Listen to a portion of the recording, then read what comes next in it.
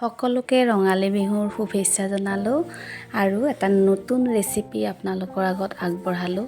যদি এইবাৰ ভাবিছে এটা নতুন বিশেষ ৰেচিপি বনাম বুলি আৰু এইটো ৰেচিপি বনাব পাৰে এইবাৰ বিহুত, মই বনাই চালোঁ, আপোনালোকৰ আগত এইটো শ্বেয়াৰ কৰিলোঁ। এয়া নাৰিকল এটা মই ৰুকি তাতে অকণমান প্ৰয়োজন অনুসৰি গুড় কাটি ল'লোঁ আৰু সেইখিনি ভালকৈ এতিয়া পেন এখনত গুড়খিনি গলি যোৱালৈকে মই ভাজি থাকিম। তাৰ পিছত মই এয়া চাওক ভজা হৈ গৈছে।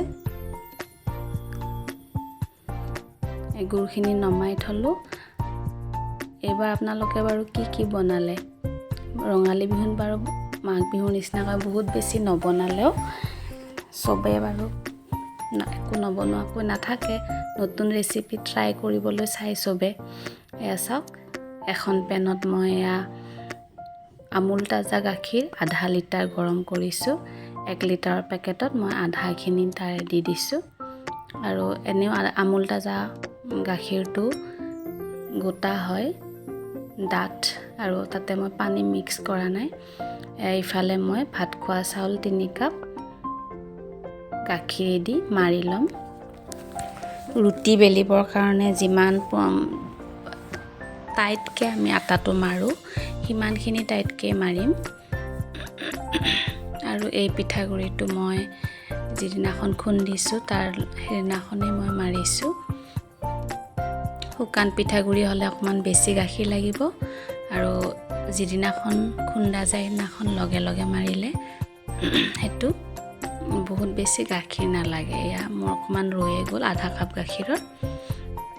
কিন্তু এটা কথা, এনেকৈ মাৰাৰ পিছতো কেতিয়াবা কি হৈ যায়, আকৌ অকণমান দেৰি থাকিলে পিঠাগুড়িখিনি টাইট মাৰে আৰু তেতিয়া আকৌ দিবলৈ প্ৰয়োজন হয়।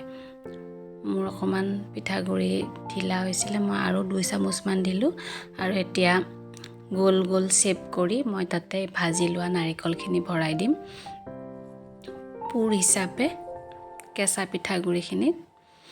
আৰু আপোনালোকে যিকোনো শ্বেপ দিব পাৰে। মই গোল আকাৰতে থৈছোঁ, কিছুমান দীঘলীয়াকৈও থ'ব পাৰে, কিছুমান থয় আৰু মুঠিয়াই থ'বও পাৰে। মাত্ৰ অলপ আলফুলকৈ থ'ব লাগিব যাতে ভিতৰৰ পুৰখিনি ওলাই নাযায়।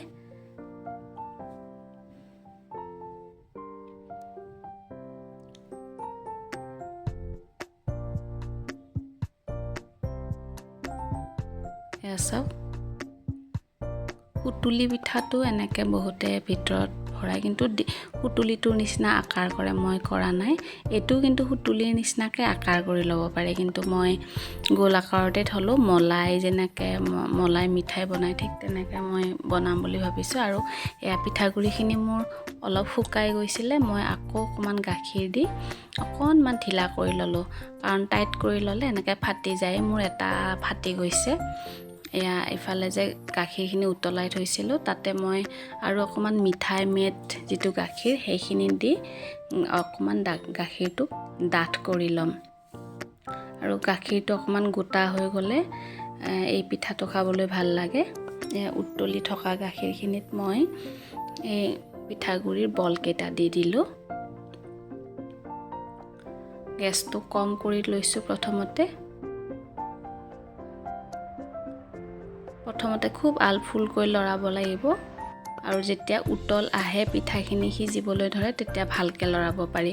মই ইয়াতে 3টা ইলাচি দিছোঁ। যিসকলে ভাল পায় ইলাচি দিব পাৰে, নহ'লে স্কিপ কৰিব পাৰে। আৰু কেইটামান মই কাজু দিছোঁ, ৰাফকৈ ভাঙি দিছোঁ, পেষ্ট কৰা নাই। আৰু ইয়াৰ উপৰিও বেলেগ ড্ৰাই ফ্ৰুটছো দিব পাৰি।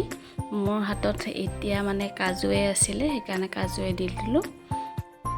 আৰু এতিয়া অকণমান সময় পিঠাটো সিজিব আৰু গাখীৰখিনিও অলপমান ঘন হোৱালৈকে আমি উতলি থাকিবলৈ দিম পিঠাটো আৰু গাখীৰখিনি।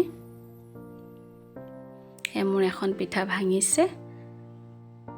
ভালকৈ আপোনালোকে আলফুলকৈ লৰাই থাকিব।